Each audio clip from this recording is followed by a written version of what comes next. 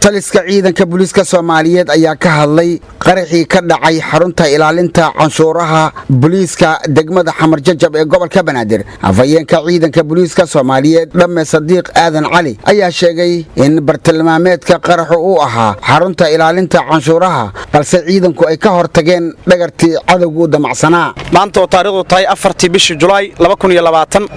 ayaa abaara 7:40 subaxnimo ayaa gaari laga soo buuxshay walxa qarxay wuxuu isku dayay inuu ku qarxo laanta dhexe ilaalinta canshuuraha iyo dhaqaalaha magaalada Muqdisho. ciidanka booliiska Soomaaliyeed oo barta waardiye ka hayay ayaa si feejigan uga hortagay gaarigii waxaa laga badbaadiyay inuusan gaarin goobta asagana wixii uu ku soo talagalay uusan gaarin dantuu lahaaba kala haadee gaarigii wuxuu ku qarxay sida aragtaan darbigaas mana gaarin goobtii laanta ilaalinta canshuuraha iyo dhaqaalaha oo isaga taargad u ahayd sababtaasna waxay ku timid ciidanka oo feejignaa isla markaana ka hortagay inuu wax khasaare ah gaarsiiyo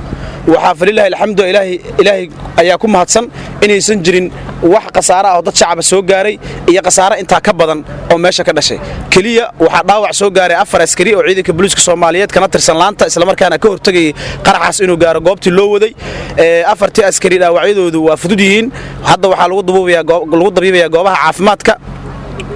dibna waxaan ka ogaanay inuu askari kala jiray oo isla markii loo qaaday goobaha caafimaadka sidaas daraadeed 5 askari ayaa wax dhaawac ah ay ka soo gaareen ma jiraan wax khasaaraha inta ka badan